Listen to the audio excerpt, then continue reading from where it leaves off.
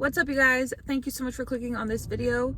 It is super windy outside, so I'm hoping you can hear me all right. I'm in my car right now because I had to go pick up Shyla's medicine because she has some allergies, so she has to take this medicine that makes her feel better. So I have her sitting right next to me too.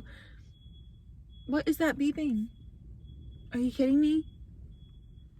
Really? You're probably wondering what the heck this video is about from the title. It's been an eventful like 3-4 days. And I thought it was very good events, but I was sadly mistaken and still really don't understand what it was. But on the 9th, which was 2 days ago now, me and Johnny went out for a walk, and we were walking for a while, and all of a sudden I just felt like just so much wetness. Obviously, you know what I'm talking about. I don't want to say too much on YouTube, but you get it. Thought my water broken, like 100%. Like I felt it, and we both it was kind of dark out, but we could both like see the glistening, TMI, and we're like, oh my gosh, that's weird. That has never happened to me before. So we were like, oh my gosh, I think your water broke. Like, I think my water broke. So we started rushing home, and I just felt like super damp down there. Like it was pretty gross, to be honest. And we were not very close to home. So I rushed home. I was very excited. If you did not know, I had this dream like 3 weeks ago that I was told that my baby was born on March 10th. And I had thought my water broke on March 9th. So on March 9th. So I thought, oh my gosh, this is like actually meant to happen. Like, she's going to be born on March 10th. I was so excited, okay? Now it's March 11th.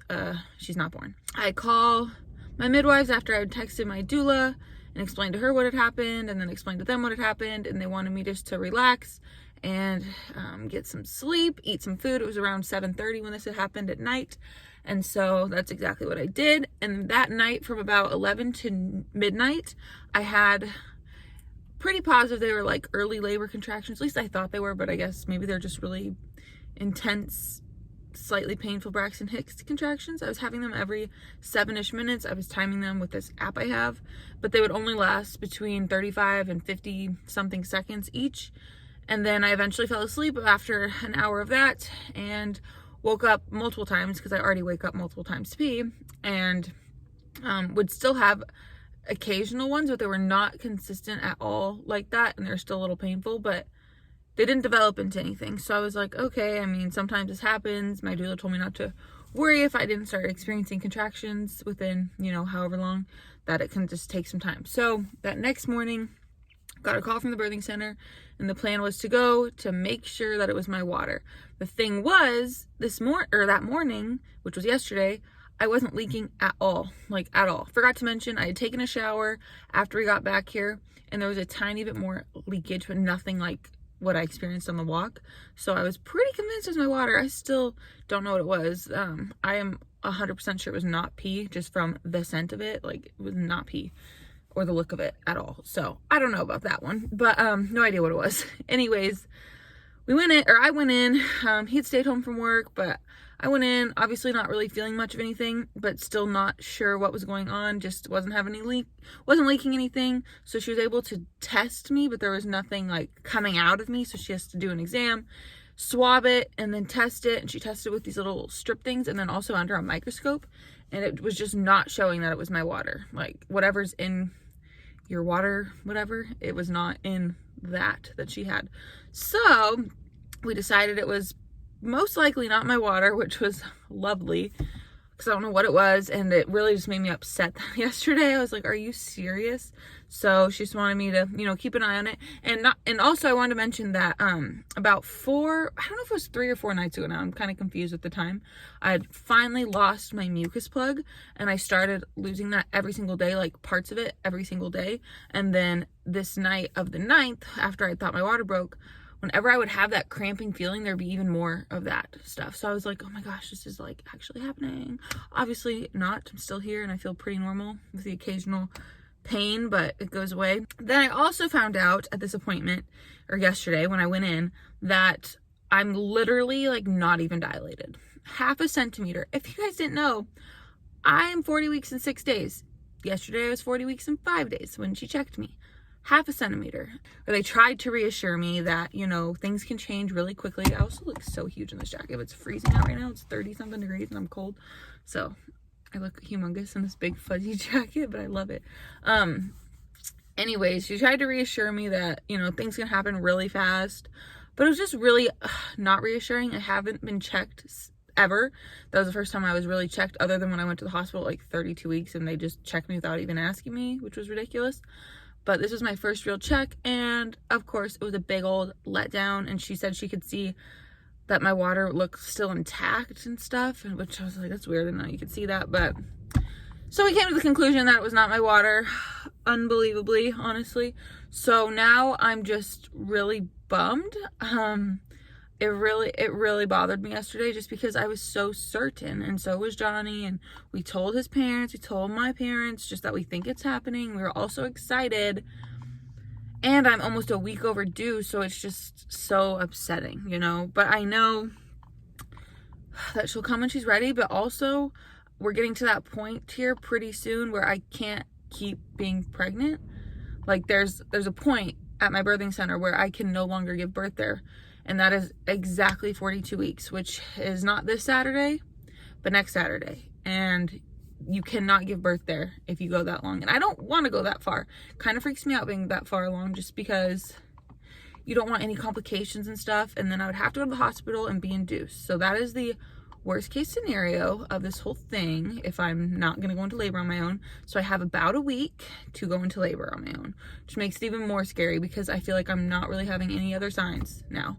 Those are my only signs, and the mucus has stopped and just everything stopped. So I'm just really stressed out about it, because I'm also it's a little stressful because we have to pay for the birthing center and the hospital thing, even if I don't go into labor there. Like, it's just weird. I'll have to talk to them a little bit more about that, like how that works and what I'm going to be charged for, because obviously I won't be charged for everything, but I'm pretty sure they charge for some sort of portion because we already prepaid. So it's just this big thing, and it's just really stressful and stressing me out, and I really did not want to be induced. A lot of people I know get induced, especially around 41 weeks. And I was just really hoping to avoid that, but I'm starting to not really be positive about it. But obviously, I just want her to be as healthy as possible. I guess I can tell you guys like what the plan is for next week, just so you know. I don't think I've talked about this at all because I didn't think I'd really get to this point. On Monday, which today's Friday, by the way. So on Monday of this upcoming week, I have an appointment, and we're going to do a non-stress test just to make sure she's not stressed. Obviously, if she is, I would immediately get my stuff, go to the hospital, be induced. Obviously, if anything's wrong with her, we're obviously immediately gonna go do whatever needs to be done to make sure she's healthy, because she's the number one priority here, duh. So that's what we're gonna be doing on Monday. And then on Wednesday, I will be having an ultrasound, and I think it's called like a I don't even know. I knew it earlier, now I can't remember. Like biophysical profile or something like that, where it's a really in-depth ultrasound. Hi girl, I know, just a few more minutes. It's a really in-depth ultrasound, and I have not had one, or a ultrasound, I mean, since I was in the hospital at like 32 weeks. So it'll be really exciting if I get to that point, which I hope I don't, but if I do, it'll at least be a huge relief to see her. But I'm terrified. I'm so scared that I'm going to be giving birth to like a 9-pound baby. Because if I go to 42 weeks, I just have this feeling that she's going to be humongous. Because if you did not know, when I had my last ultrasound, when I was at the hospital, which they're not 100% accurate, okay? But when I was there, the ultrasound tech said that, or I could see on the screen too, but her head was measuring 2 weeks ahead. Kind of freaks me out because I'm about to be 41 weeks tomorrow. That means if that's still accurate, she'd be like a 43-weeker head.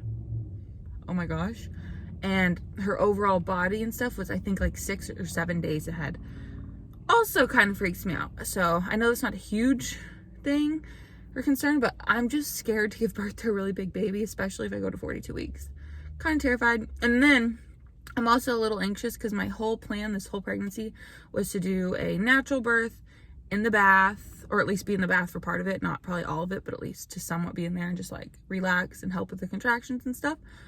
I can't do that at the hospital because they don't have birthing tubs or anything. So that part really stinks too. And then I didn't want to have an epidural, like I said, but if I go to the hospital, I probably will have an epidural.